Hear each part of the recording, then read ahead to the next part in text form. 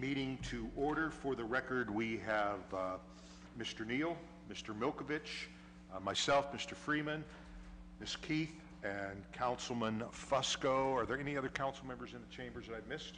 All right, thank you. All right, so we're on our last day here, and we just remind everyone we just to be good stewards of time and to be to the point, we're asking that all questions be in the vein of budget questions. And I know as we go through this, we always have, operating questions that we'd like to ask, but since this is the operating budget hearing, we try to confine our questions to that. And we are going to begin with, I believe, the Law Department and Mr. Fricker. Thank you, Mr. Chairman. Unfortunately, the law director could not be with us today, but we do have the chief city prosecutor here.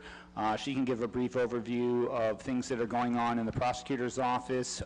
If you do have any questions about the civil side of the law department, email us or forward those questions to us, and we can get back to you with answers on any of those issues.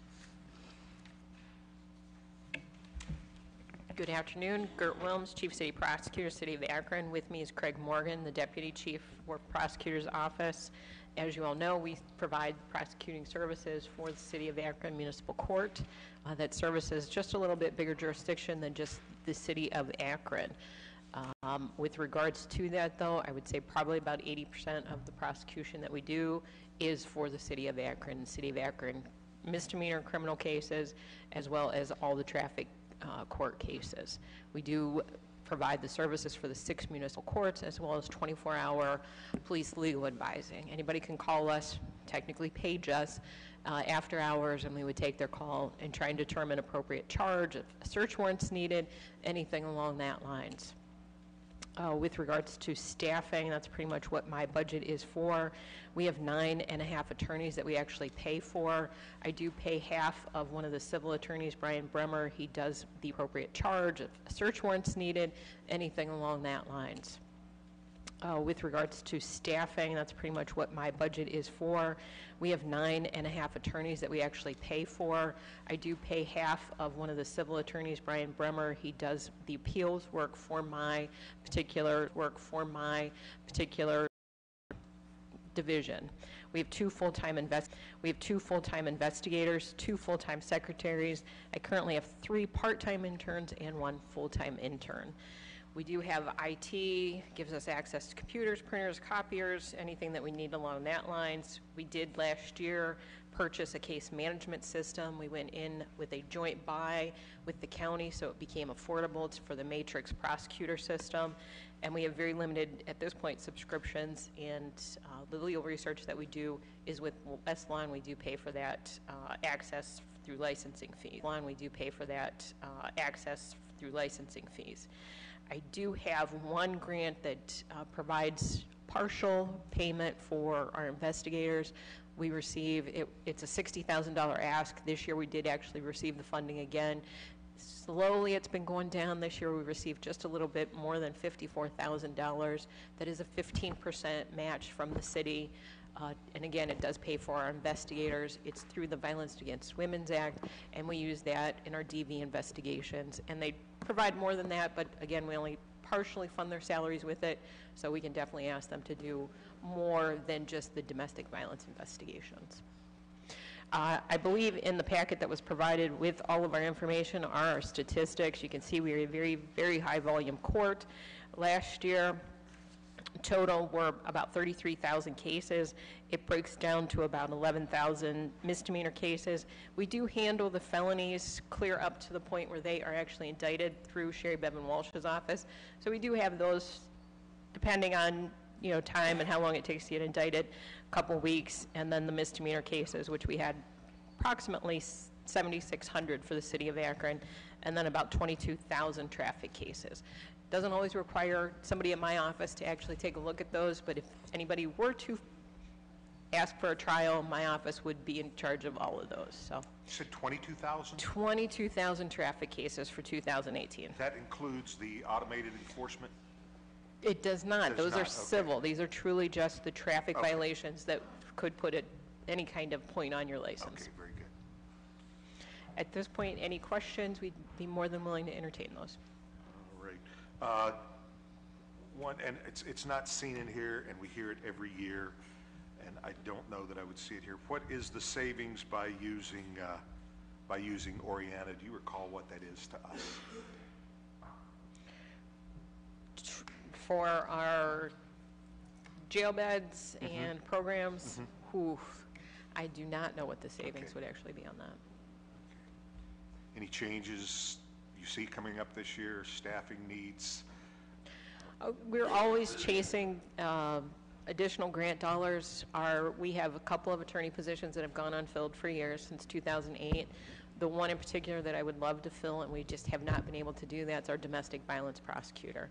And that has not been filled since I got promoted to chief in 2012, so. Indigent defense, you didn't quite spend your budget? That would go through Joe Kodish's office, the legal defender's office, so. Okay. Any other questions or comments from committee members? Mr. Neal? Thank you, Mr. Chairman. I want to make sure I'm not off base. Is this in relation to law department, or is this the prosecution? Okay, no, this is law department. I'm a member of the law department, so I can very specifically speak to the prosecutor. I was off base yesterday. No problem. Yeah, no, this is law department. So law department basically has, well, really 3 divisions. It has an admin, which is really just the law director and her executive assistant, the civil division, and then the criminal division, or the prosecutor's office. Okay. Well, mine is more from the admin side, but the question is this: how much did we spend regarding when we had to go outside of our law department for using an outside? Okay, we will compile that. That will encompass many different budgets. So there's legal expenditures in many different departments, legal contractual services, so we can compile that list for you. Okay. Okay, thank you. Thank you, Mr. Chair. So what you're saying, if it's public service or it's utilities, that those things would be Correct. There are certain legal matters that relate to a specific department, and in those cases, those expenses are charged directly to that department. Okay, Yeah. okay, very good. Questions or comments? Ms. Mobian? I'm just curious. I know we've used Oriana House for years now, but I know that the length of stay in jail is very, very short for misdemeanor, particularly if they need the bed for a felony or a more serious offender. Have we explored any other providers in the community? I know that I think they have the market on the alternative to incarceration locally. Are there any other vendors out there? To my knowledge, we have not explored any other vendors. You do have to recognize the fact we did have a 25-year contract with the jail. We actually renewed that contract this year, which reserves beds for us daily for the misdemeanor offenders. Okay. We have instituted a felony summons program to try and alleviate some of the jail capacity issues. So the low-level felons that are nonviolent, and we're actually doing a seminar on this. It ends up usually being the drug possession charges, where we can issue a summons, which is basically a notation saying, I know I need to go back to court this date, this time, but I do not have to go and take a jail bed because I'm not a risk. I'm not a risk to anyone's safety. I'm not a risk to my own safety. And the police officer on scene thinks they're going to show back up to court, which we do in misdemeanor cases all the time. So we're trying to do our part and alleviate some of the jail bed issues too, so we can have them for the misdemeanor world, the domestic violence charges, where we are very fearful of someone's safety in the end of that fact pattern. So that type of person would end up going to Oriana to treatment or go home, or and do outpatient treatment? What would happen? The- The At the felony beginning of the person. story, they're going to stay at the Summit County Jail and await a bond from one of our 6 municipal court judges. If they're able to make bond, they can be released to the community with no conditions. They can be released to the community with house arrest, GPS that's going to tell us where they're at, a scram bracelet, which will tell us if they're consuming alcohol, some kind of day reporting where we're just involved in their lives trying to, make sure that they're on a good path leading up to the end of their case. If they enter a plea, there can be a negotiated plea where any of the sentencing requirements could ultimately be imposed. We can make that recommendation to the judge. And we always can make a recommendation, but it always is up to the judge what the sentence is going to be. Okay. And those braces, those electronic devices belong to who? Oriana provides the services those for are- all the monitoring. Those are, okay. Where do those charges show up in our budget between Oriana and the county? They will show up in the corrections budget, which was one of the budgets yesterday. So it's part of the public safety department. There's a budget that has essentially 3 contracts: the jail, Oriana House, and the Interval Brotherhood Home. Okay, Okay. thank you. Thank you. Any other questions or comments? Mr. Neal? Thank you, Mr. Chairman. Mr. Mobley made me think of something. I know that's always been a challenge. Sometimes when they go through our system and we want to be able to, sentence people, we're limited on how many spaces we have, I've heard, and it prevents sometimes being able to send someone to jail because we have limited amounts of space. Can we get an idea of the cost savings as well as the effectiveness of using the technology that you just spoke of, the bracelets, the wristbands? So we can see if, from our standpoint, if that's the direction we need to be focusing more of our resources? I will definitely see what I can do for you. Okay. I mean, I've heard that's been a challenge, want to sentence someone, but you can't because there's not. I am going to dispute that. We're actually in a pretty good spot. We are actually pretty low on our jail numbers because we have worked so diligently on this issue. Okay. Even with our misdemeanor beds, we're not reaching capacity every day. And with the new contract, the jail's being very responsive in making the Akron Police Department aware 3 different times a day what the jail numbers are. So the police know there are jail beds, there's not jail beds. And I have to tell you, in the last meeting I went to, we were so below our numbers that capacity was not even an issue. Okay, well, that's good to hear because I know that's been a challenge in the past. It So- has been, and we've worked really hard to address that. Okay, well, that's good. So the big thing then would be the cost savings between if someone has to actually go and spend time in, or if we're able to use, one of the electronic monitoring systems, to get an idea on that.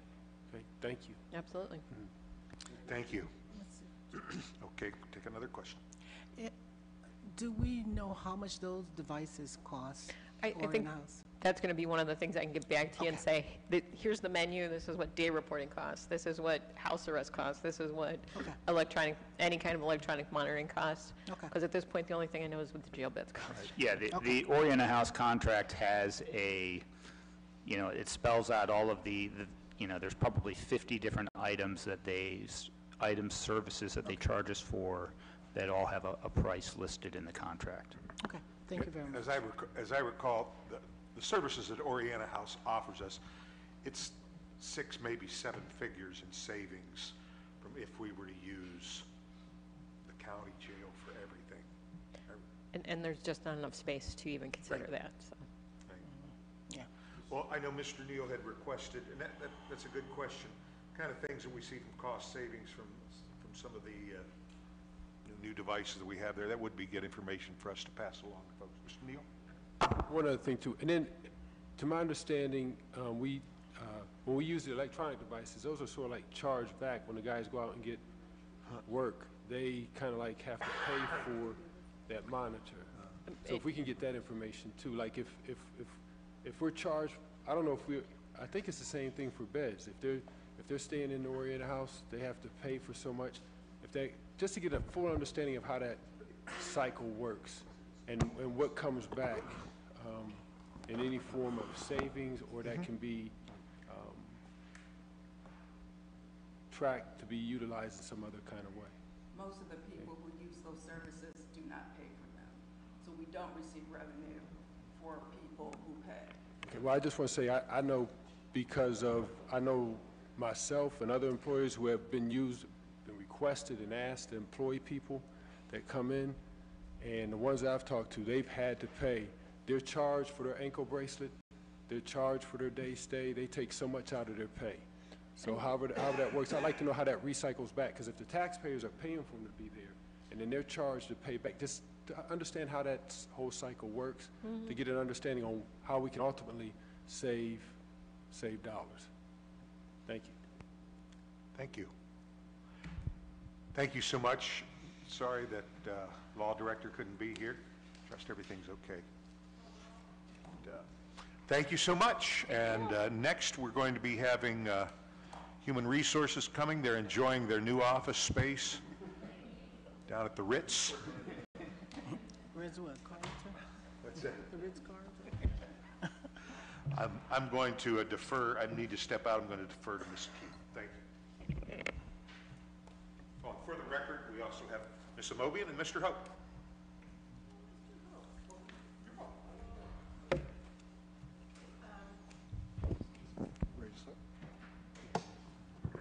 Okay, we'll be looking at human resources, and that is 11-01, in case any of you are looking for it. It's a little bit difficult with our screens here, because you really have to keep scrolling. So, not impossible, though. Okay, if you would like to get started, and please it's just you, Mr. Rice, so. Well, I have my team with me. I didn't have enough chairs to sit everyone down. Well, so. two could move up. Well, again, my name is Donald Rice. I'm the Director of Human Resources. I have my team sitting behind me. That is Stacy Doty. She's the Employment Selection Manager. We have Myra Snipes, who's our Diversity and Training Manager, our very new Diversity and Training Manager. And we have Wendy Weaver, who is our Benefits Manager. We have had a very productive year in Human Resources. We've we always hit the ground running, but we kind of made a metamorphosis from a department who was building to a department that is doing, okay? And I think 2018 was very symptomatic for us in moving to, getting some things done to serve the 1,800 employees of the city of Akron. As it relates to our accomplishments of last year, in the Employment and Selection Division, one of the most significant things we did is we worked with the Law and Labor Relations to revise the civil service rules, to make the civil service rules in keeping with the directive of the people in their 2016 election that created my position and created my department. We've also partnered with a number of outside organizations, the YMCA, the United Way, to do a number of employee-related things. One of the good things that we've done is we partnered with the YMCA, and this is kind of new information, to do some cadet police recruit training. What we found is that a lot of people, 50% of the people, fall off the grid in the police selection process through their not being able to pass the training. So we're working with the YMCA to put together a training program to see if we can get more people to come through. We do our daily work. We've really expanded our social media presence in the Department of Human Resources. We're on Facebook, Twitter, and what's the other one? Instagram. Tell you how much I know about those things. In our Employee Benefits Division, we took on a major role last year in that we started working in the area of employee safety, okay? The city of Akron previously had a contract, a private contract with an organization called Soteris. We started working and bringing some of those things in-house. In 2018, we had significant savings on a $300,000 contract just for doing things ourselves. And what we have ended up doing and going into 2019, what we will do is we will hire a safety supervisor who will take on a lot of those training and educational things on employee safety, and this should save a significant amount of money. It'll probably eliminate that contract, as it will eliminate that contract. So we're bringing that into the Department of Human Resources. We've also obtained a new benefits consultant, that's Oswald. We've made some changes to our prescription vendor that equaled a good amount of savings, and we've also hit the ground running on our wellness initiatives. With the closing of the City Center gym, we offered discounted rates at the Y and a number of other City of Akron facilities. Working with them, we gave our employees discounted rates to join these other clubs in the absence of the City Center. God, it's just so much. In employee records, we piloted a digital performance evaluation program where we're getting away from the paper performance evaluations. Bless you. The paper performance evaluations, and we're going to a digital platform. We piloted it in 2018. We expect to go full bore on that in 2019.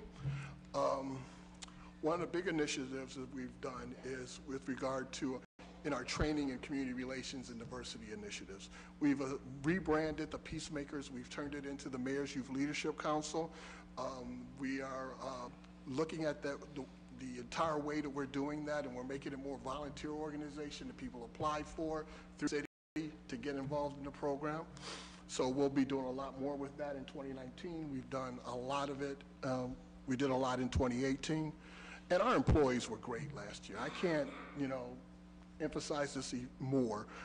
In 2018, we had a Hugs and Gloves initiatives where we had 200 Akron families receive gift cards through donations by Just Down Money through the city, and more than 500 children in the Akron community received hats, gloves, socks, and books. It was just amazing, okay? And we also, because we had so much of a turnout with regard to that, we were able to provide gloves and hats and scarves to 140 homeless individuals through the Haven of Rest. So it was very, very gratifying, okay? And we've had our employees, over 100 city employees were recognized as doing volunteer efforts. We had an employee, Volunteer Employee of the Year in the Finance Department last year. So I'm very proud of our employees and the giving that they've done. So going into next year, we are going to hire as I said, our safety supervisor is going to start next week, and that will take care of all the safety work safety initiatives that we do in the city of Akron. We're going to roll out the performance evaluations and change the method. We're going to roll it out to digital and change the method of employee evaluations from what we've all been used to something that's based on goals and objectives, okay? Here's what you want. Here's what we decided an employee is going to do for a year. How have they done? Okay, we're going to get it to more of a goal and objective-based performance evaluation. Oh, one other thing. This is very important too for the employees. We're going to roll out a new learning management system that'll be digital that will allow employees to take courses from their desktop. Okay, through our NeoGov system. We think that we will augment our face-to-face training that we have done historically with the learning management system in order to in order to expose more employees to our training programs. I could continue, but I'm sure you guys have questions, so I'll stop. Excuse me. This is for Mr. Fricker. Why do we not show anything budgeted in 17 or 18 for Peacemakers, which is now Leadership Youth Council? Okay, so the Peacemakers Is that coming out of the police department? is now coming out, no, now it is coming out of the HR department where it was formerly in the mayor's office. Okay, Yeah. okay, very good. And doubling what was budgeted last year? It was 28, now 56? Well, or? Okay, so if you're looking at page 11-03, we do have a typo there. So 11-03, that line on the bottom that shows $203,500, that has been removed from that was a typo, that's been removed from the appropriation ordinance. So there's another fund, 25566, that does have that amount in it, so it was entered into both funds inadvertently, yeah. Okay. Do you, are you charged the same amount for office space downstairs as you were across the hall, across the way? Exactly the same amount. Okay. That was strong. I'll say one thing about the move. I think the move was, quite frankly, a big major thing for us this year. It took every dollar of discretionary income out of the budget to make sure that we moved to our new office spaces and had the things that we needed to operate an office. I think it turned out great for us, other than the fact that, we went from having my entire office in one place to moving to 2 different floors. I kid them and say that the worst part about the move was breaking up the band. Yeah. All right. Any other questions or comments? Ms. Amobian? Well, it does sound like a lot of exciting things are happening for the employees here, which is great. Let me hear more, and I don't know if you want Mrs. Snipes to talk about this, the inclusion and diversity, or how do we call it inclusion and diversity, or just diversity? Well, we see it as both diversity and inclusion. Some of the things that we're doing, one of the major things that we're doing in 2019, and Mrs. Snipes will be spearheading, is there are 2 certified administrators to use an intercultural development inventory in the city. Mrs. Snipes is one, Tamika Rose is the other, and that inventory allows us to to give classes, for lack of a better term, to give an inventory on individual employees to see where they stand with regard to issues in diversity and inclusion. We're going to roll that out to, let's see, where's the schedule?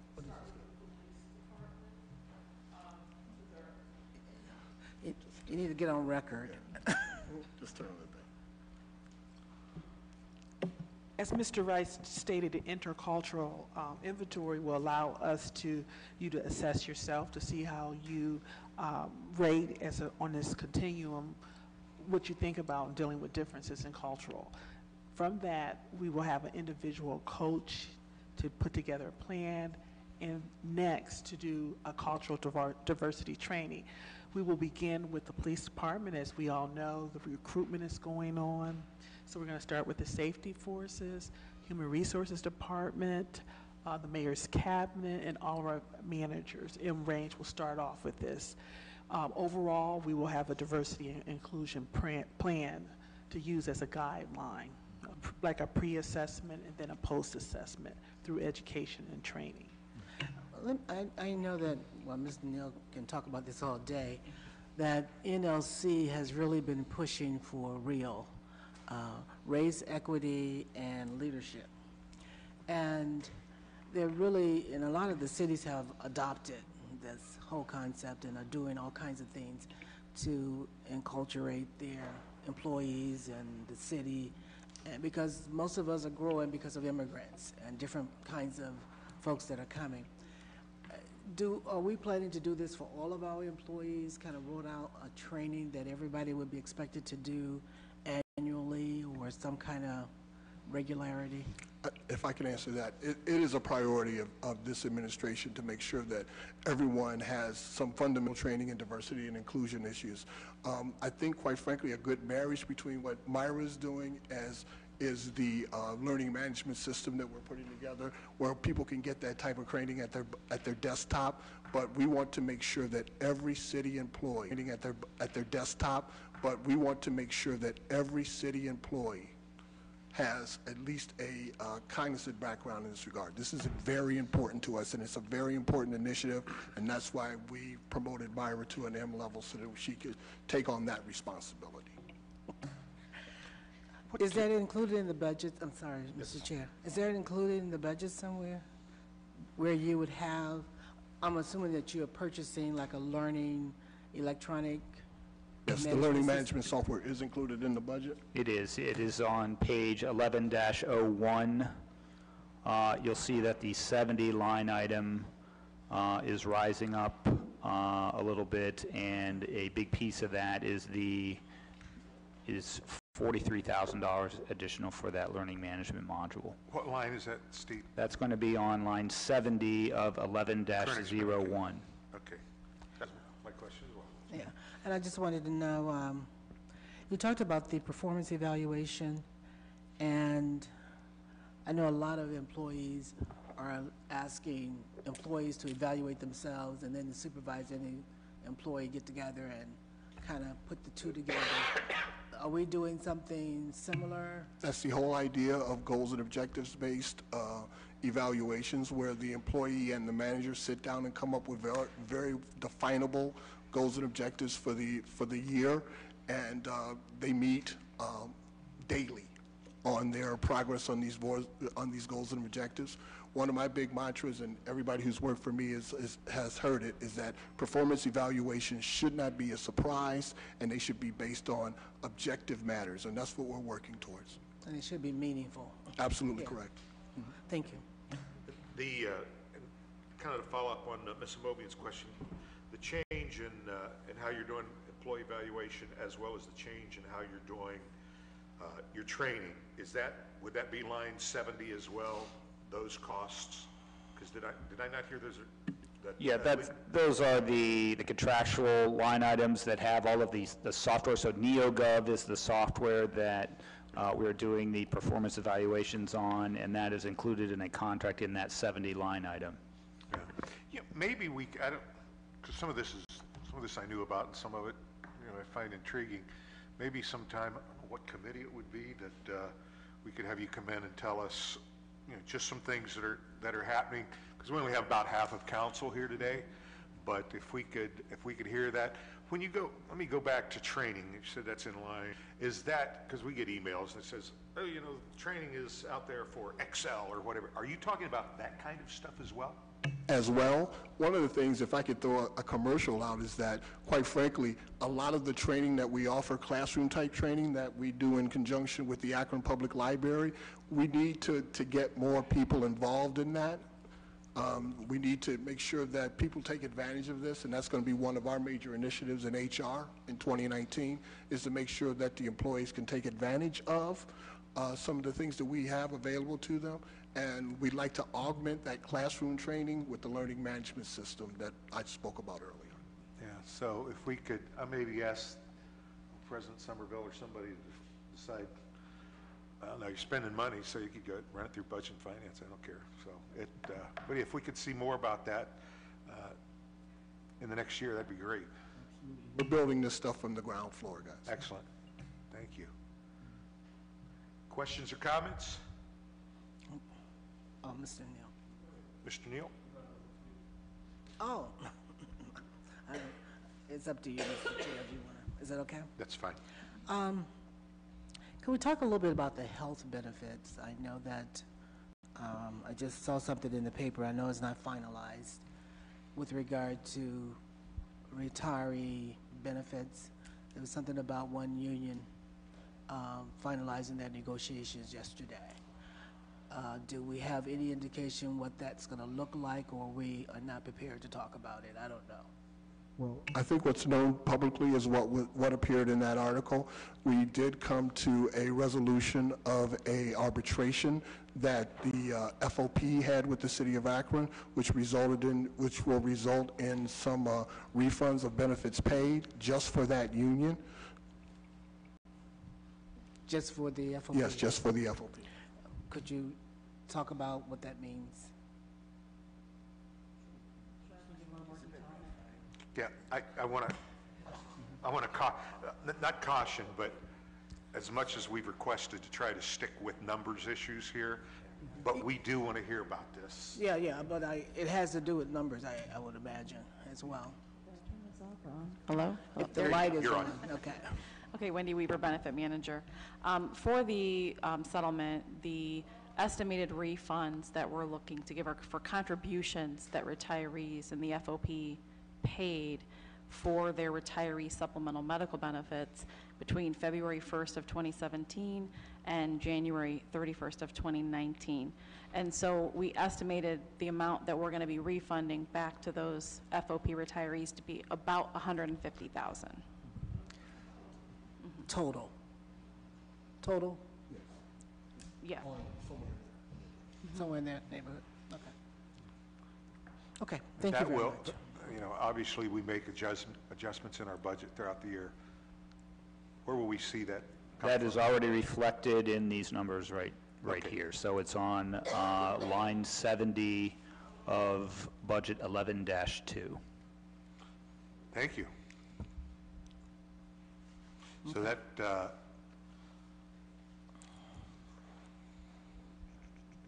so that's why we see the increase from, doesn't seem like that increase is enough to. Well, there's a number of items in there. So there was an increase in our stop. Line 70, you said. Yeah, I'm sorry. correct. So that number goes from 3.1 million to about 3.8 million. The primary reason for that increase is our medical claims admin cost is going up.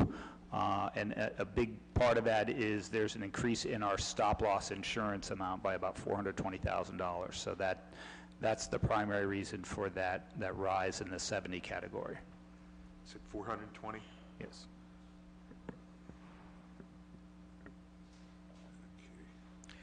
Is that what we pay? Is that where the stop loss will come in at? That's our premium that we That's the pay. I'll let Wendy talk more about that. Yeah, our stop-loss insurance covers each member, so that includes every employee, every child, every spouse. The city is self-funded, so we pay the first $250,000, and then our stop-loss insurance insures us from $250,000 up to $2 million.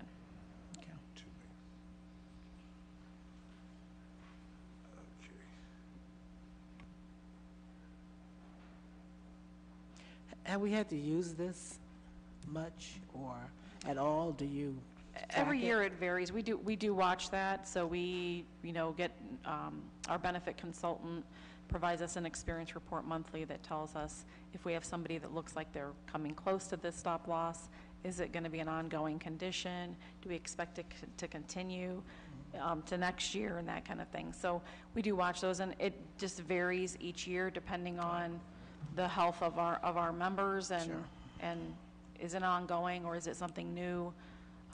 Because I know if someone has a serious case of cancer, a transplant, and all those kinds of things, you Right, can a get serious it. accident, Absolutely. premature births, those types of things, right. Thank you. Thank you. Any other questions, or Mr. Neal? Thank you, sir. Still trying to digest some things, but the part, you asked the question about the youth fund, the 203,000. You said that that's going to be, that's actually in another, that was transferred to another department? Those It dollars? was transferred from the mayor's office to this department. But what we're saying is that on the number in the 80 line item on budget 11-3, we've removed that $203,000. That was a clerical error. But it's showing up somewhere else, correct? Correct, yes. It was just, that number was entered in both Fund 25566 and 25567. 25567 was an inadvertent entry. Those service charges, what are those service charges related to in relation to the youth council? There aren't any service charges yet. That's an error. That number just should not be there. Okay, Yeah. but the number that's showing up somewhere else, is it tied to the youth council at all? No, it's a planning budget. Yeah, it has nothing to do, the planning budget has a number 25566, so it was just a keying error. Yeah. So this is my next question, and I'm wondering, do they have a budget? Because, I just came from the NLC conference. I would love to see us be able to partner with the administration and some of our other youth things, because they bring youth from across the country. And these people get to meet, mayors, congressmen, senators. It's a beautiful opportunity. But I know if we don't have it in the budget, it won't happen. So, well, we do have $55,800 in the Peacemakers budget for Okay. So that doesn't 2019. that doesn't cover the person like, who am I thinking of? Yes, it does cover, Willa Keith was the administrator. Yeah, so that doesn't leave very much money. I'm just saying, So I know there's that's- actually two components, so there's also some money in the general fund HR budget for Willa Keith's contract as well. Absolutely. Yeah, so it's If we could split kinda get- between that fund and the general fund. 50%, 50%. Okay, if we could kind of get an idea of what that looks like, so we could use some of these associations that we're tied into, like tie our youth into the Ohio Municipal League, tie them into NLC, so that they can network with some of these young people across the country, that would be great. That'd be great. My other question is, you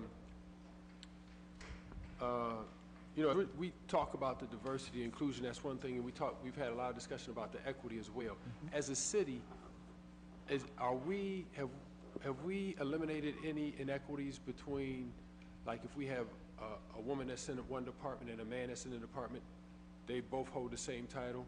There's no question in pay, they're both paid the same, right? There's no disparities like No, that? there are no disparities within the same job title and the same classification as it relates to gender or any other protected class. Okay, that's good to know. Now, the last thing, and I know you're working on this, but I got to ask this question again, because there are employees that we know that have been seasonals, not by their choice, and they've been working for the city 10 years, 15 years, some 25.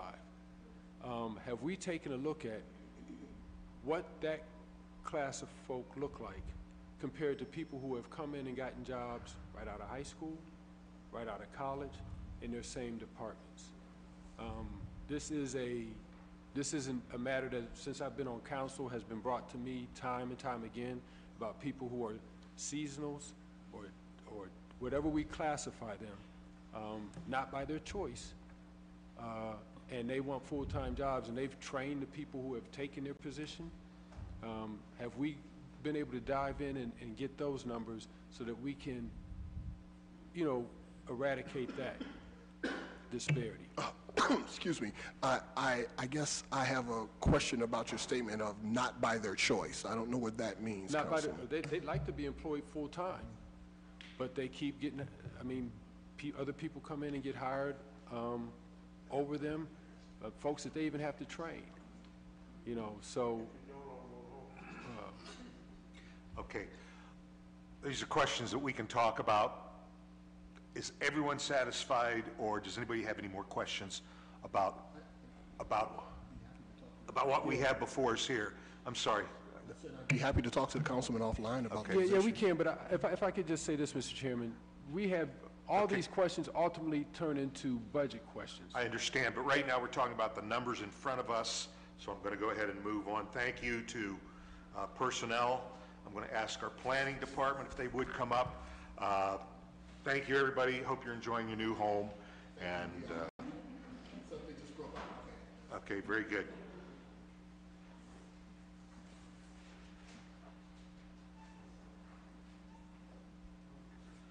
All right, if you defer to 12-1, who's going to be leading for us here today? I don't see. Mr. Hardy is going to represent the planning department. So you don't look like Jason Segel.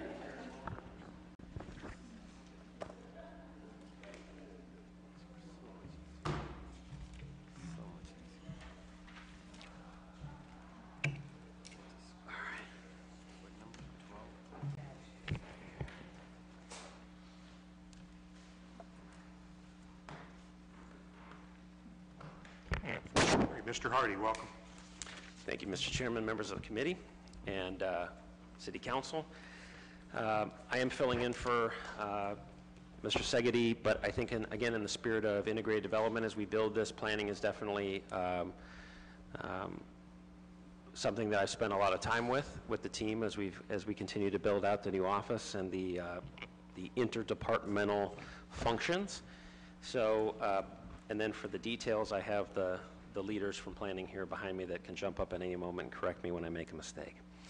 So just real briefly, some of our 2018 accomplishments. Obviously, we had the first full year of Issue 4 funding that for police, fire, streets, that we successfully budgeted for and implemented through the planning department. We launched the Akron Parks Collaborative and the Akron Parks Challenge, which I know you all are very familiar with. We were able to secure $10.9 million in OPWC funds for infrastructure projects, roads, water, sewer. sold 34 properties for redevelopment and side yard expansion, marketed key city-owned sites for residential redevelopment. We continue to work on the zoning code reform. That is a long, hard process that Mike Antonucci and Jason Segedy have been working diligently on, and as you know, as they've made progress, they brought it before council, and we've been working with council on those issues. We've reconstituted the Urban Design and Historic Preservation Commission in partnership with council, implemented the first, I wouldn't say full year, but we implemented and launched the Great Streets Akron program, where we're wrapping our arms around 11 historic neighborhood business districts for the next 5 years and targeting resources. Continue to implement the tax abatement program. Right now we have over 1,200 units, new units of residential housing in some stage of development or construction. And the Bowery would not have been possible without the wonderful folks behind me in terms of coming through with the Section 108s and other things to make that very difficult financing a reality. As far as our 2019 goals, as I talked about when I came on Monday, we will be bringing to council in summertime the full integrated development plan in terms of staffing, et cetera. So the planning budget you see before you is going to look and feel very similar to what you've seen in the past. That's okay. But planning is a huge piece of that new department. We, in doing so, one of the first, I shouldn't say one of the first, one of the most critical pieces that we're working on right now across OID is getting back to a 5-year CIP for transportation projects. AMATS is here. Curtis can go into it, but they're planning for 2023 and 2024 funding. We have to, post-recession, we used to do this. As Councilman Fusco and all of you that have been here, we used to do 5-year transportation planning. We haven't really had that focus in a while due to a lot of different issues, most of them staffing. But by bringing integrated development together, that capacity has been built interdepartmentally. And so we're hoping to get our arms wrapped around what are those key projects over the next 5 years that we want to get OPWC involved, as well as federal AMATS funding. Obviously, we'll continue on public spaces, the Parks Challenge. We will be implementing Ptolemy, which is a web-based system in partnership with the Land Bank that's outward-facing to allow prospective buyers and developers to see all the Land Bank and city-owned properties, sort them, filter them, make bids on them, et cetera. Mr. Westcott has been working diligently with the Land Bank to get that launched, and that will be a really dynamic public-facing website that we hope to use to redevelop city-owned and Land Bank-owned land in a much more efficient way. Many of our housing redevelopment projects that have been brought forward to City Council will be getting under construction this year. We continue to look for new potential areas for housing redevelopment under the tax abatement program. We're rethinking our urban design standards in terms of how we can leverage our resources and bring design back into what we do in planning and integrated development. Many of you probably knew our design division. When we had the layoffs and the reduction in force, we have not had a design division in a long time. We, through the partnership with the Knight Foundation, are piloting a contract with the Cleveland Urban Design Collaborative, which is through the Kent State College of Architecture. But we're also looking for how we can build strength internally so that it's not just getting done, but it's getting done in a beautiful, thoughtful, design-friendly way. Continue with our form-based zoning and parking code reforms. So again, continuing that zoning code reform, and then our Great Streets program, which is really going to have its first full year, and we're very excited for that. So with that, I'll start with page 12-01. And what you see here is really the general fund, and correct me, Steve, if I get off on this, but this is the portion of Mr. Segedy's salary that's paid out of the general fund. I don't know if anybody has any questions or on this particular piece.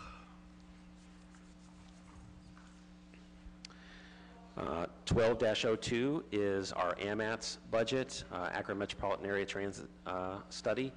These are federal funds that are passed through the city of Akron. We act as that fiduciary for that, but Mr. Baker is here. If you have any questions, concerns, or thoughts on AMATS, and again, they have been incredible partners as we've revisited 5-year transportation planning. Any questions for Curtis or AMATS? AMATS is, we know AMATS is there, but we just don't see it a lot. And we know that what you do is very, very long-term. And I'm thinking back 1 or 2 directors ago when we did talk about, look what happens 5, 6 years out that we're planning. So that would probably be another one of those things down the line that would help council to say, you know, especially maybe some members that have been here 2, 4 years. Yeah. Say, you know, here's what AMATS is about, and here's what we're doing, and here's the long-term stuff that we're considering. We'd be happy to do that. And we might be able to, I mean, we can definitely time it with bringing to council the 5-year CIP for transportation in terms of what we're thinking. We should be wrapping that up here within the matter of a few months. Once you get the blessing from the mayor, we can start talking with council about, do these projects feel right? Again, these are not necessarily road resurfacing that we bring to. As you all know, these are your heavy-duty lifts that require state and federal funds to get done in terms of transportation funding. So some projects pencil out, some don't in terms of the scoring, but it's good to know we're on the right track so that, because we're applying now for funds that won't actually be available for another 2 to 3 to 5 years. So we want to be ahead of the curve instead of what we're kind of been doing the last couple of years, which is, oh, there's a grant out, let's put in a project. Is that fair? Yeah, so maybe when those things come in, we could have AMATS come in and help us see all the pieces. For sure. Okay, Yes. I'm sorry. No. 12-03. Again, this is really the labor and benefits for staff that are paid out of, is this general? That's not general fund. Yeah, so 2,500 is the income tax capital improvement fund. So this is the piece, so our tax comes in and we divide it 73-27, so the general fund gets 73, and then this fund gets 27 to fund capital items. Okay. And you would have seen this when we did the capital budget too, in terms of where we have labor that are charged in the capital budgets because they work on that. So this is all that comes out of the... No, the next page has more. Yeah, there's several budgets associated with the CIP fund. So this is really mainly for the administration of the capital planning. And then the next page you see here also pays for staff out of capital planning, but it's in a different code, strategic initiatives. So this is, again, what we try to do in planning is charge time. It's more like the nonprofit world if you have grants. So there's so many grants in planning. So if you're working 25% on a grant, you should be charged 25% of your time on that grant. So some people, because over the years we've consolidated and all kinds of things, some people spend 50% of their time on capital and 50% of their time on comp planning, and it's charged that way. So you see that in 12-04 where these are folks that, again, work on capital projects, not necessarily the planning of them, but the execution of projects within the planning division, as well as within OID, because we also, for the first time, are going to be charging some of the time from economic development into here because they work on executing on the capital projects. So that's why you see the increase in labor right there. And then 12-05 is similar in terms of there's no labor in this, and I will defer to Steve because this is more of a finance function. Right, so this is the portion of our tax-funded debt that gets paid. So this is the GO debt and income tax revenue debt service that gets paid every year. We're just a little under $1 million under what we, well, $1 million, $2 million, almost a couple million less than Right, so we did have one of our non-tax revenue issues drop off this year, so we get a little bit of a break this year. Okay. In our debt service funded out of this fund. Okay. And I know we talked about it at length when we did the capital budget, but we've been very conservative in the issuance of new GO for that very purpose, to try and get that debt service down. So that's good to see. And then I will also defer to you, Steve, on 12-06. Okay, this is a fund that this is a portion of the income tax capital improvement fund that we use to advance to other funds. So this fund has a balance. It's able to advance monies to other funds that may be waiting to get grant reimbursements or things like that. So it temporarily advances money to other funds, and then it gets paid back to this fund. So these are fund advances. Okay. So you just have a line item where you just hold money and move it around as is needed. That's essentially what this is. Correct, yeah. 12-07 is the time that's charged. I believe this is Ms. Tomic, but it's the equivalents, the FTE equivalents that are charged to the general fund for our comprehensive planning staff. And the next page is corresponding, 12-08. This is what we charge to CDBG for the time spent on comprehensive planning activities within the CD budget.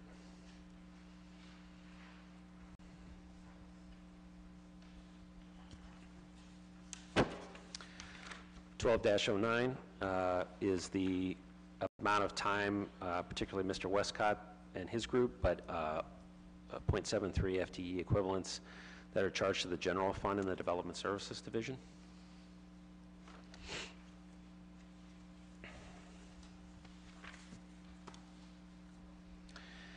And then 12-10, I will defer to Steve. Yeah, so this is, I talked a little bit about this yesterday. The demolitions transition from the planning department over to Department of Neighborhoods. And as I mentioned yesterday, there was one small piece that we still budgeted within the planning department last year, and this piece is now reflected in the Department of Neighborhoods Housing Division to fund those demolitions. So That's why we see zero. correct, yes. Yeah. Okay. But you have budgeted 250. Do we know what the actual was that was spent? It was approximately 250, yeah. But it was, the expense was shown, the expense is shown in the Department of Neighborhoods. So it will show there? Correct, Those yes. Okay. 12-11 represents Mr. Westcott's staff that are charged to the CDBG budget. So these are, again, federal funds, not local funds, for the work that they do on the CD and the consolidated plan.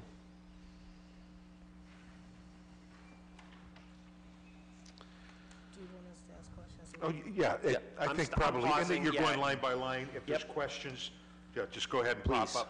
please. Do we have a budget somewhere that would tell us, these are the dollars we brought in through the Community Development Block Grant Fund? And under that would show us the various ways that those dollars were used in various departments. That is somewhere? Yes, we could show that. Okay.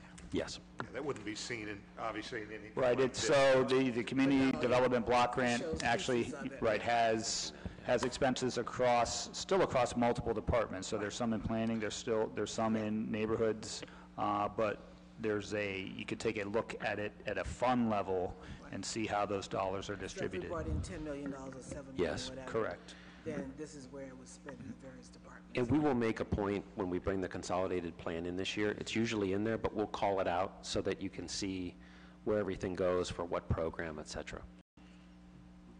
But we do bring that to council, and that's when we do it through consolidated plan to approve that. Any other questions on 12-11?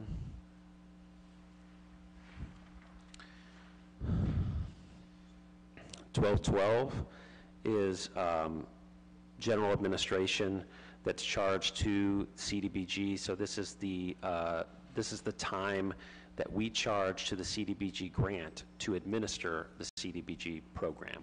So within that, you see part of Ms. Tomick's time, Mr. Mulhauser's time, Ms. Kuhl's time, other folks like that in the planning department.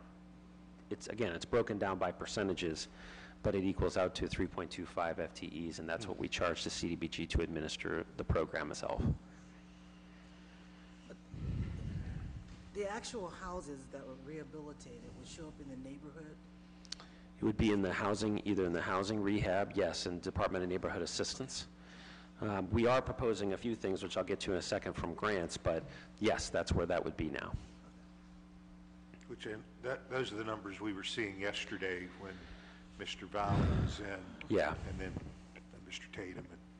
And again, we don't do nearly the amount of houses we once did, but that's where it would be. Can I ask a question, just Please. curious? Why would we show the staff here and the program there? Because we're using part of their time and not? So CDBG and the CD program has all different kinds of eligible expenses. Some cities have all the programs in one shop. Most actually have it in different places. Most of our CD funds are administered and spent through the Integrated Development Office, so planning, economic development, engineering. But there are eligible programs such as housing rehab, housing rehabilitation, housing demolition, et cetera, that we have structurally housed in Department of Neighborhood Assistance. So this is just, this particular, the beautiful thing about the CDBG program is that the time you spent, it really is like a grant in the nonprofit world. If the time you spend on it, it's charged to that grant. Some people in the city 100% work on a CDBG program and they're charged there. Other people, which are a lot of the people in planning, are charged multiple places. This particular 12-12 is just to administer the whole program. So that includes housing rehab, that includes, so it's all the compliance, the regulatory issues with HUD, the audits, all of that type of activity. Is that, okay. I feel like it's the final exam. I'm passing, I think, as it relates to planning. All right, if there's no further questions on that one. 12-13 is our most recent lead abatement grant, and we are in the closeout period, which is why you see zeros in labor and fringe, but you see a current expenditures line item. We expect that this program will close out April 19th, or excuse me, April of this year, not April 19th, April of 19. I know one of your questions might be, are we going to apply for a new lead grant? We're awaiting the grant application to come out from HUD so that we can see what it's going to be this year. We do expect that one will come out. We expect it will be focused again on lead paint and other housing issues. We have been fighting for the last 3 years, not just us, but many, many, many other communities to expand the lead grant program to pipes. They have not indicated, they being Congress, have not indicated that that would be the case. So we're anticipating, correct me, we're anticipating a very similar grant application as the one we've seen, which again is focused on housing toxins within the house, like lead paint, and abating that versus removing lead pipes. Mr. Fusco? Is there a percentage of paint abated? Yeah, you know what I'm saying? We've been at this for some time. Yeah. And I'm not saying, you know, I'm just curious. Because I know all the community development block grant areas throughout time that we used to have. Yep. That was part of it, and I'm just curious. The answer is yes, and we can get that for you. I've asked for that information myself. I know it exists, so I will have Mr. Taylor and Mr. Tatum get that over to you. I'll ask them to do that, or ask John Valley as well to do that. So and again, so I understand, the 829,000, that is because we're wrapping up the grant. It's coming to an end. That is correct. Okay. So we could, I mean, there's a good chance next year we could see that number back up to 2 million or whatever. If there's a grant and we apply and we're successful, yes. Okay. But we have some outstanding contracts, you know, that houses that are wrapping up. That's what you see here. Okay. Okay, very good. 12-14 is Mr. Antonucci's group. This is a general fund division. As I said, they have been hard at work, and I know you work with them on a daily basis, if not a weekly basis. But this is where they appear, and it is a general fund division. I don't know if Mr. Antonucci can answer this or not. Would there ever be a time when we would have enough money for you and your staff to sit down and just bring zoning up to whatever and have whatever is wrong with the county and city come together and do some kind of comparison? Because I know we ran into the one situation here where the citizen said he went to the county or the city's website on zoning codes and he thought he was in compliance. I mean, what kind of money would it take? And I know you may not have a crystal ball, but it seems that that's the kind of stuff that we probably need to do at some point in time to see if we could ever clean up our zoning codes to get them. I know you're doing it all the time. Well, I know that the county has actually worked with all the communities in the county to do a mapping of the zoning overlay. So the county does have a GIS, a map that does show all the zoning. If you're talking about the tax card information that we were dealing with. I can't remember. But yeah. It was something that came here and the county says one thing, the city says something else. I'm just wondering if there's ever enough money. Right, well, that would be something that we would have to talk to the county about, changing their information on the tax card and maybe putting the community zoning on that tax card, but that would be something that we could talk to the county about doing. But I don't think it's a matter of having funds to do that, really. It's just a matter of coordination. Oh, okay. Thank you. Sure. Any other questions on zoning?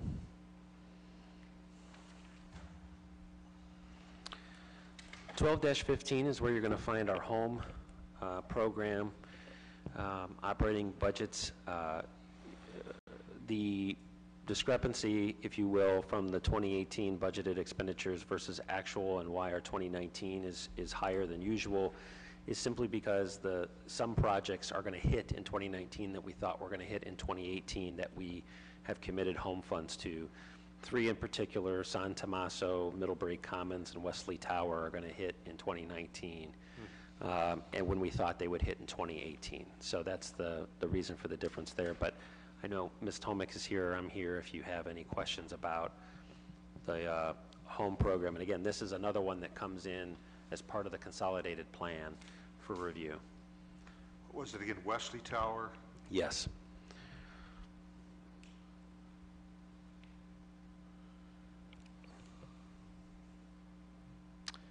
If there are no questions, 12-16 is emergency shelter grant. This is not, correct, this is not COC. This is not continuum of care, but rather these are funds that we get, again, non-local funds that come through to support homeless programming. I would defer to Ms. Tomek if you have specific questions about this. You said this is separate from continuum of care. Yes, sir. Okay, Mr. Fusco? Yes. See a $200,000 reduction in current expenses other from 18 to 19. Just curious what other. Hi. It's almost 200,000. So for a number of years, the city of Akron was a pass-through of county funds, TANF funds for the homeless rapid rehousing program. So in 2018 and in 2019, the county decided to contract directly with United Way rather than with the city of Akron. So that's the difference in that 200,000. Thank you. Okay, thank you. Any other questions on this one? Okay, 12-17 is an old line item. These were Ohio Department of Development dollars. That the Ohio Department of Development doesn't even exist anymore. It's called Jobs Ohio. But this was a revolving loan dollars, state dollars that we've had on the books that we have repurposed into the Great Streets Microloan Program. So when we talked a few months back about the microloan program for businesses within the Great Streets, these are the dollars we're talking about. These are the forgivable dollars that we were talking about? They can be, but I think the way that these dollars were set up is it's as a revolving loan, so there is an expectation of payback, although that could be on a 0% basis, I believe. But I do believe we control the interest rate. I don't think we can forgive this. Whereas with CDBG, you can do a loan, you can do a forgivable loan, you can do all different kinds of things. But this one, these are state dollars from a state grant way back when that we have been holding on to, that we've repurposed and are starting to. We made our first micro loan, or in the process of making our first micro loan to the Well. They're actually renovating 2 units of apartments above the building that the womb is in, that they have recently purchased. So these are micro loans, so they're $10,000 or less. They're not, these are like, I need a new hood for the stove, my window broke, those types of things. Yeah, we had some questions when that came in. It was a Yes. little confusing. So, okay. Yeah. Is there a time frame that has to be paid back? We control that, so we, did we put, I don't know if we put parameters on that. Again, we've only had one, but if you have any, again, almost everybody here has a Great Street, so if you know of that, let us know, but I do believe we can control the payback, the interest, those types of things. And it's really a good program for folks that are not bankable, or their project isn't big enough to go to a conventional lender if they only need $1,500 or $2,000 or something like that. Thank you. 12-18, this is again a CDBG related. This is miscellaneous contracts under the consolidated plan that comes to council. This is specifically where you still have some. This is the community services bucket, for example. So our community services program, Rebuilding Together, some Great Streets, some lead abatement. Ms. Tomik's here as well to talk through this if you have specific questions. But this is a, correct me, Steve, but it's really a line item for capturing sort of miscellaneous contracts within the execution of the CDBG budget. Did I capture that correctly? That's correct, Okay. yes.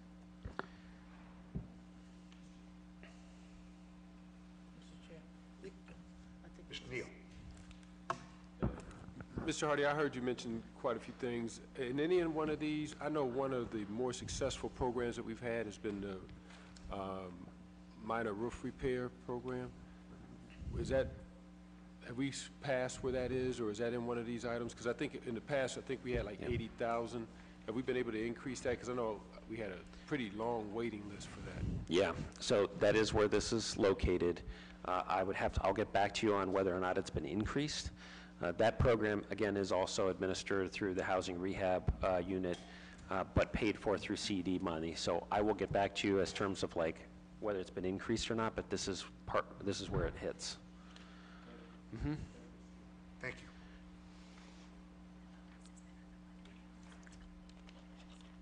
Oh, that's a good point. So just to that point, Councilman Neal, you can say it, Helen.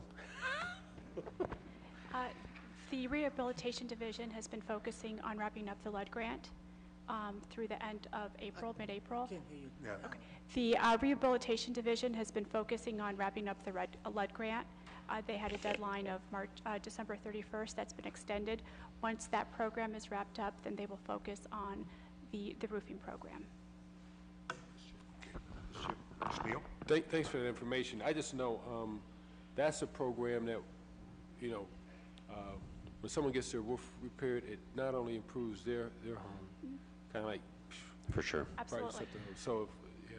We've been averaging, because I did ask about this as well, we've been averaging about 70 roofs a year. But as Ms. Tomik said, I'm sure there are opportunities to ramp that up. But right now, we're averaging about 70 roofs a year. Thank you. So do they get their own roofer, or we have some folks that we use? I believe that the homeowner can go out and get 3 bids, And then based on those 3 bids, we work with them in selecting a contractor. And that bid list is based on the contractors that have already been approved by the city. Okay, 1219 is our Neighborhood Partnership Program. We have budgeted our similar amount. I think that all of you probably know that both HUD and the Akron Community Foundation, who matches our dollars, dollar for dollar, have asked us to reimagine this program. And that is, in fact, what we are doing. So I know that the mayor is going to be meeting soon with council leadership and then talking with all of you in terms of how we can retool this program to meet HUD's expectations and then also keep our partner ACF engaged and keep their dollars at the table. I can tell you that one thing I'm hoping comes out of this is fewer awards, higher dollar amounts. It's with the staffing challenges, even with integrated development where people are getting cross-trained, managing 50 to 60 contracts for teeny tiny grants is really hard when you have the staff size we have, and that's part of why both ACF and HUD have come in and told us they want to see more impact, more tangible improvements through these dollars. So I know that the mayor's committed to working with council on getting a direction, and once we get the direction, we're happy to work with ACF and get this. We've promised. We sent a letter out at the in the fall to anyone who's ever gotten an NPP grant, letting them know that by May or June we'd be relaunching the program and they can take a look. So everyone's been aware. We've worked through everything, but this is where those dollars hit. The maximum now is what, 75? That's correct, 7,500. So is there opportunity for someone to partner with us and manage this for us? We have been, as part of this dialogue, working with ACF to streamline the application process and digitize it, although we want to make sure it's accessible for folks that maybe need a paper version. But I think it's safe to say that we will continue to administer this program, putting it diplomatically.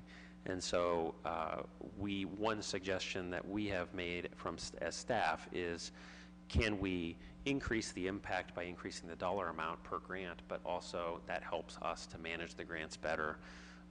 It's really hard tracking down receipts for 50 to 60 grants and then report that to HUD and make sure that when audit time comes, everything's squared away for us, for the neighborhood organizations, et cetera. And one thing that we can get for council is Ms. Tomic's team put together over the last 10 years into categories where we've spent our money, and it was very enlightening, so we can share that with you. Once you see it, you're kind of like, okay, now I understand why HUD would like to see us do something a little different, so we'll get that to you. Thank you. See that come through Housing Committee, do you think? Or? Yeah, I mean, it'll be definitely a part of the consolidated plan when we bring it forward, but in terms of which committee we can report out to, I think it depends on what the focus of the program is going to be and what projects are eligible. Okay, thank you. 12-20 is one of our NSP, or Neighborhood Stabilization Programs. We are wrapping this up. We are simply waiting for HUD to provide direction on the closeout. We still have 2 homes that we renovated as part of NSP, this particular grant, that we use as the homes when we do lead abatement. So they're the safe houses that we put people into while we're abating their homes. So it's not much money, but once we're done with this particular lead grant, we're waiting on HUD to tell us exactly where they want, how they want us to close out the remaining 50,000.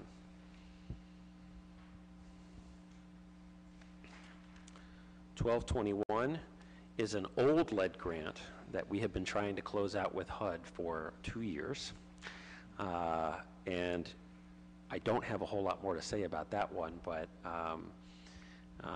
if you have questions, we can absolutely try and get them answered for you. But this is an old lead grant that we're just wanting to close out. So the 203 is what? Correct. So you were asking about the $203,000 as part of the Peacemaker Fund this is the fund where it truly belongs, and then it was inadvertently entered in that other fund as well. So this is 25566, the Peacemaker Fund is 25567, and, you know, this interfund service charge belongs here. So this will close out this fund essentially, and this will not appear next year. Okay, 1222 is the state version of the Neighborhood Stabilization Program.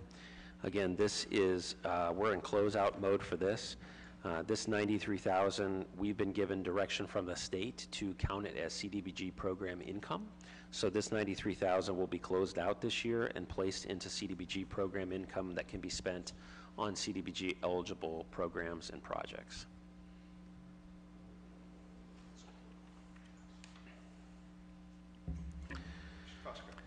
I'm trying to recall. It's been several years since the NSP started and had a lot of conversation about whenever it did. But isn't there an income component to that? I mean, beyond the monies that were, or am I confusing that with another program? I'm going to defer to Ms. Tomic. And I may be way off in So we utilized our funds to purchase homes, demolish homes, new construction, rehab, and there was a program income component, and that program income has been reprogrammed within each individual fund. So for NSP, okay, because there is income. yes, there is. There is, yes. So that income goes to? So state NSP, they have already provided us direction with what to do with the remaining funds. They want to see that closed. So as Mr. Hardy indicated, the $93,000 was transferred to CDBG, and then we have closed that grant out with the state. What about the federal the feds, NSP? So the feds. That's 1223, right? Yeah. And so the next one is, Oh, is that I'm the only next saying one? that because, yeah, it's relative to your question. Okay. So 1223 is NSP 3, and we do have a balance there of $575,000. That includes program income, and I believe there's still a small chunk of entitlement dollars. So we will be programming that $575,000 sometime this year, and we will be looking for NSP 3 eligible properties to build a couple more houses there. So we're focusing on the new construction side. Correct. Correct. We do not own, other than, as Mr. Hardy indicated, the 2 NSP houses and NSP 1 that are lead safe houses, and we own one more on Lindell that we are trying to dispose of. But other than that, it's all vacant property, and we're looking for some new construction. You're going to pull that string, okay. I can tell you, though, that I visited with the CDBG administrator in Washington last year, and some staff member told him, like, hey, how can we help you close out NSP? So we are definitely prioritizing it this year because they want to close out the NSP program at the federal level. So it was, I recall, I think you and I were years ago in meetings with regards to that, and it was an income producing, Yes. somewhat income producing, and we kind of control our own destiny. And obviously there's going to be an end game, but good, thank you.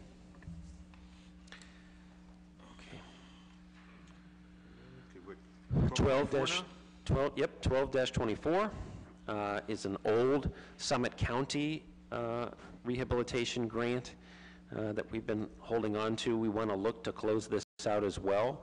I don't necessarily have a programmatic solution for this yet, but as we will when we bring in the consolidated plan. But this is, again, Summit County dollars, not local income tax that's been sitting on the books for a while, so we're looking to program this or reprogram it and close it out. What can you use it for?